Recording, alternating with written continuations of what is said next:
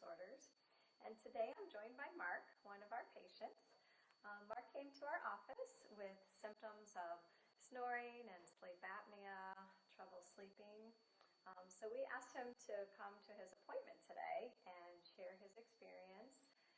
He's going to be showing his appliance and just talking about the overall experience. So would you like to share what first brought you into our office? Sure.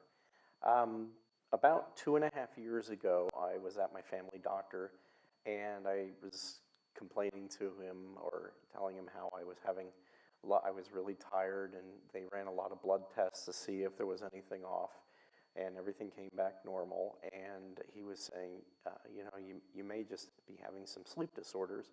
He said I could write you pills.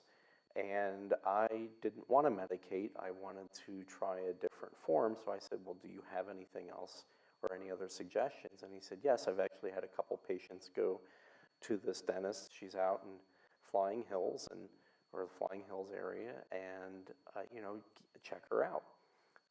So I set up an appointment, or I got her name from the doctor, and I set up an appointment, and that was January of 2014. The reason why I came is I wanted to sleep better. Being a healthcare professional myself, I know that over time, snoring, which is prevalent in my family, can cause problems with the aorta as well.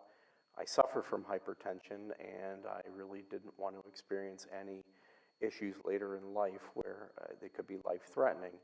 And I found that I was very irritable a lot, wasn't sleeping well, hard to stay awake. So I thought it was time to start taking care of myself. So Mark, you had the typical symptoms associated with sleep apnea. You mentioned high blood pressure, irritability. Were you feeling depressed or anxious at all? Depression, yes.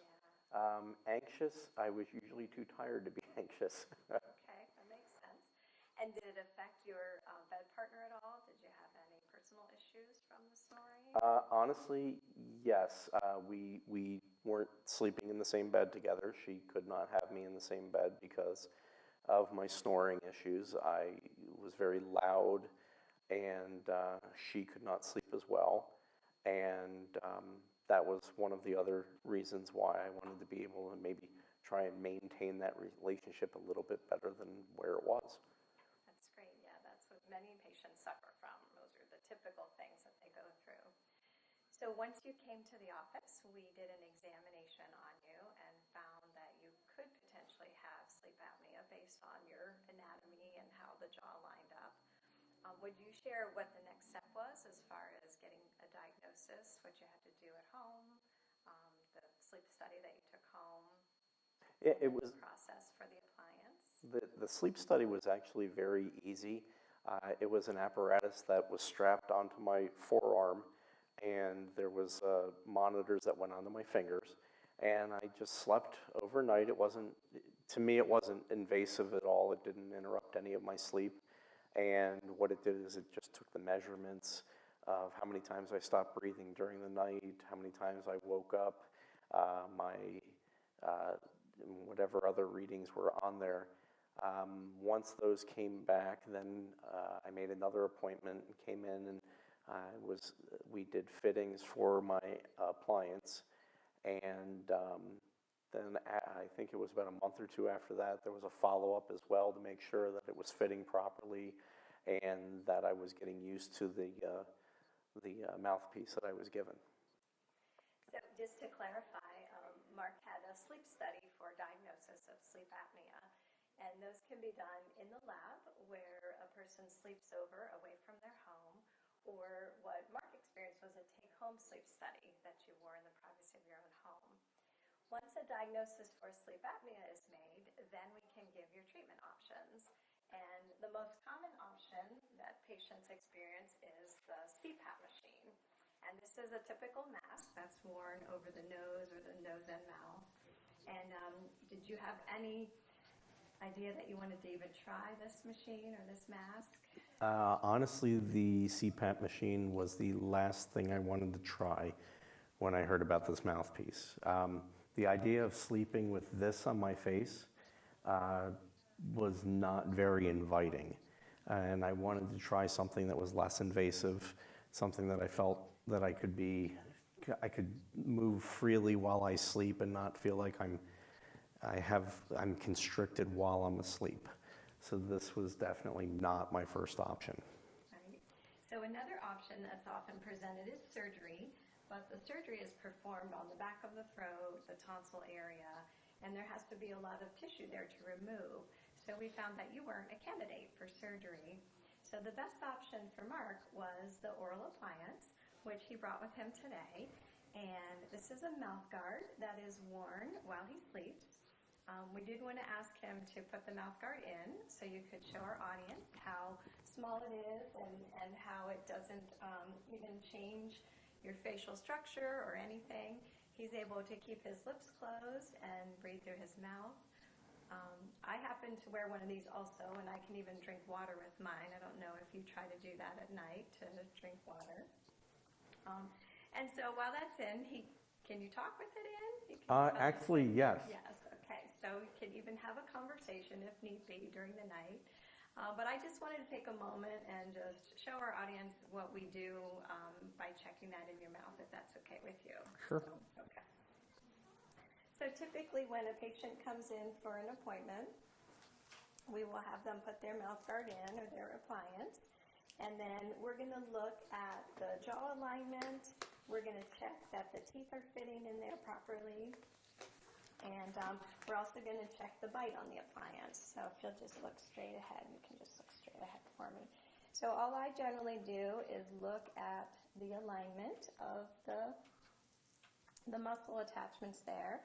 And then we're also checking to see how far forward his jaw is. And if you don't mind turning your head to the side, you can see how it doesn't change his profile a lot. A lot of patients think that they're going to end up with an underbite with their jaw too far out, but you can see how it's very conservative and the teeth are just what we call end to end. So thank you. You can turn back there. So you may go ahead and take that out for us. And here's a napkin. So could you express how you feel now, the successes of the appliance and how it's changed things for you in your life and what you're experiencing? Sure. I'm finding that I'm getting a more restful sleep. I'm not waking up nearly as much as I used to.